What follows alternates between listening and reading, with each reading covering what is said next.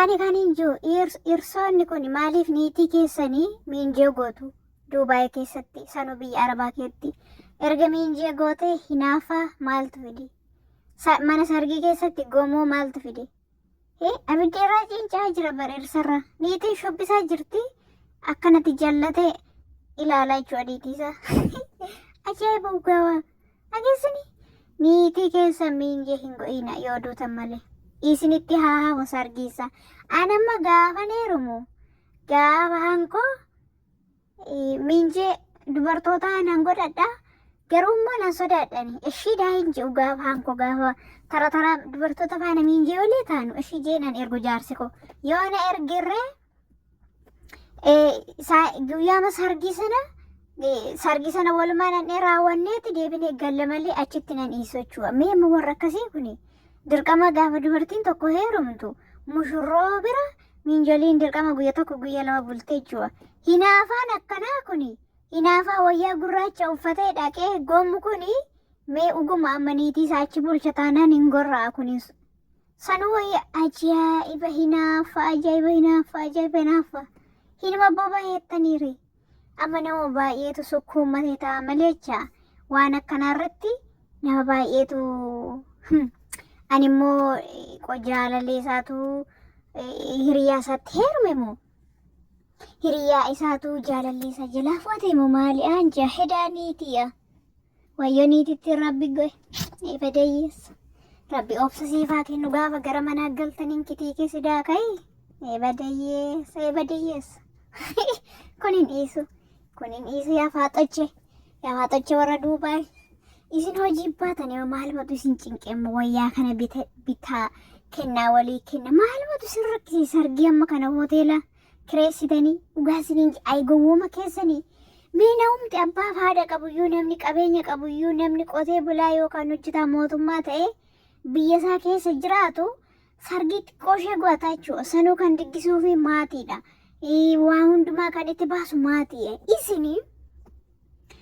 Biyya Arabaa keessa iddoo barbaadde jiraadhu kulii madha bakka ashkariima jala jirra jechuun hundi keenya. Sawwaaqaa ta'ii makiinaa ofii konkolaataa ofii suuqii keessa hojjetu maarketii keessa hojjedhu harkuma Araboota jala jirta hundi jechuudha. Miindaa ji'atti argatta jechuudha. Otoo anaa ta'e dhuguma jaalalli jiraate taanaan niikaa warratti ni ergaa jechuudha.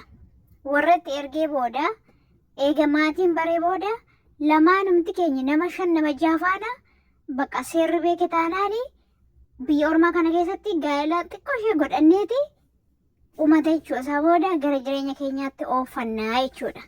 Mee amma isin makiinaa jedha nyaanni bittee uffannaan kun bittee waan miinjalli barbaachisu bittee dubartiin kun illee waa hunda barbaaddi kun hundi hojii kana hundumaa otoo wal mari'attanii birrii keessan gara biyyaatti ergattanii gamoon ijaartanii amma sallama taatanii sargiitti fixuurra lafa tokkotti bitannaa mana tokkotti bitannaa gaafa biyya galle immoo sargii bareedaa isaa go'anna yoo jettan maali isa kamsaatu nama gammachiisa dhugaa sargiin biyya asitti mees makamsaa si gammachiisa sargiin haati kee akkoon kee firri kee zariin kee humti tokko hin jiru wasni obbolummaa fi oromummaa malee asitti inni akka biyya isaa hin jiru jechuudha.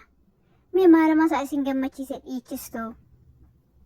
Amma namichi kun jechuudha amma sakaanima isaaniiti mirga isaaniiti.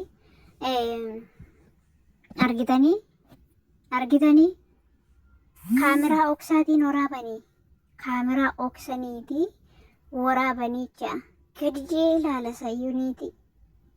Eebadayyeessa. Amma gamiin je'iiraa sana faana akshinii agarsiisu mitiire yeroo sirba adeeman. Isa yaaddaa jira bare inni waan biraa sitti fakkaate. Inni taa'aa jiru immoo uummanni dabbaa ishee ilaala dabbaa niitii ilaala waan ta'eef hin sodaataa jechuudha. Uzubillah. Kiwu jechuun amma gaa. Roobi adaamaa fakkaachuun amma gaa. Gatiin itti baasee fi maariin itti baasee nafuun dura ufuun amma gaa. Dallo roobeen itti fakkaachuun amma gaa. Adaamaan roobeen itti fakkaachuun amma gaa. Addis Ababaan roobeen itti fakkaachuun amma gaa. gatiin itti baasee fi maariin itti baasee namoonni dura ufuun amma gajee ishee karoobe ageessanii maalumatu kiyyuu nama godha. Ayyaarsa inaafa akkasii warri qabda miinjeen ta'ina dhugaa isinitti haafuun. Isinitti haafu yaafaa xocheen isinitti himeera ani himman hin ta'uuni. Yoo barbaade dubartoota naaf godha yoo isiin isa kanaa achi garuu libbu'ee lafa na buusa ageessanii hankoo akkanumatti nan beeka waan ta'eef tsabaayii. Mee tsabaayii jaalallee keessanii tsabaayii abbaa manaa keessanii hin beektanii isin. Araan ulfaata waan akkasii dhugaa rabbi.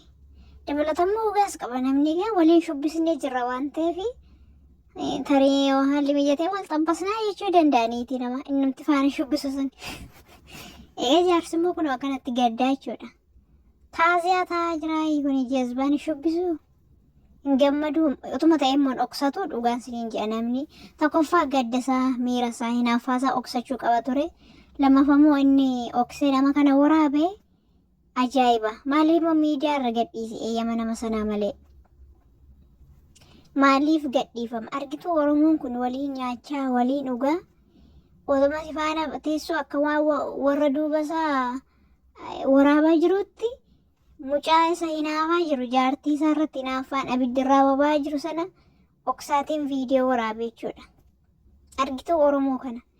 Oromoon si nyaachaa si waliin dhugaa akkuma Haacaaluu nyaatte si nyaatti jechuudha. Dhugaan siniin jedha mucaa quuftuu isheen gaddaa sana maal akka goon argitaniittu. Araba ergee fi si baaseera jee erga mucayyoon achiitii baatee booda 70,000 kanfaltan malee isinii hin kennuu jee. Qoy Oromoon kun gara laafinaa fi sagalee ta'uuf maleeti. Inni amma mucaan suni birrii 70,000 kanfalaa jiru wayi haadhasaa seemu uummata kana. Uummata gastii irraa iyyuu kana. Wayi haadhasaa haadha ishee moo obbolaa ishee moo abbaa ishee moo adaadaa keessee inni qoy. Adaadaa nutti gaafatamaa namaa hin taatu obbolaanu yoo haadhaaf abbaa ta'e malee. Kanaafuu Oromoo abdattanii warri dafqa namaa saamtani. Ijoollee obboleettii keessan wallaalaa biyya ormaatti rakkattee akka obboleessaatti cinaa dhaabbattanii gargaaruu mannaa harka hoogaltiitti isa baay'ee haxxettanii warri dafqa Oromoo saamuu bartani. Mee isin amma uguma nagumaan galtanii jireenya bareedaan jiraattu biyya ormaa keessattuu nagaan gallaa nagaan hin gallu jettanii yaaddaniittu dafqi namaa xurii ta'attanii yaaddaniittu kana nama dawoo go'attanii nama saamurra. Kun nama gurguruu jechuudha dhugaan siniin jedha. Mee dafqi namaa maal siinii go'a Oromoon bar warri addina jiran kun akkuma kee kana hoolaa tiksaa shintibeetii arbaa dhiqaa birrii fi dabar. Maal Oromoon akkanatti garaa walitti jabaata dhugaan siniin jedhaan. Ha? Maaliin jedha? Akkasii baay'ee tokko ulfaata. Waaqumti biyya ormaa kana keessatti nama rakkisi. Mee akkamitti halagaa kuman Amaaraan akkana nu go'ee madaaman akkana nu goote hankeenya iyyuu hin caala cinaa haadha isaati TikTok irra taa'e. Dhageessanii baay'ee ulfaata dhuga. Yuutuubiin kun haaraa waan ta'eef sabiskiraabii, sheerii, laayikii naa godhaa warri fedha qabdan. Oromoollee gaafa namni du'u malee sabiskiraabii namaa hin go'u. Yoo fedha keessanii ana mucaa keessanii fi wal bohaarsina waan ta'eef akkuma kanatti itti fufa waan ta'eef sagaleellee jijjiiree jechuudha. Akka namatti illee daldalan nakaa Oromoon eenyummaa kee yoo barte nama hinaafti nama guddistu hinaaftuudha. Mee ana mucaa keessaniif sabiskiraabii, sheer, laayikii godhaa siniin jedha. Waan hundumaaf niitii keessanii gara miinjii hin godhiinaa yoo gootan immoo obsaa dandamadhaa humaa miti. Bakka guyyaa kana shubbistee ni galti. Yoo haadha manaa kee taanaan mishiroo bira bushuu dirqama hin qabdu. Fudhattee galuu dandeessa. Wanni ati yaaddu awwaxalamtuu fi hirriba malee bultuu hin qabdu yaa obboleessa koo. Warreen akkanatti yaaddoftan hirriba abdanii sargii keessan xumuraa shubbisaa nyaadhaa dhugaa mishiroo faana takka taa'aa dhugaa waan miinjiirraa barbaachisu godhaa hojii gargaaraati.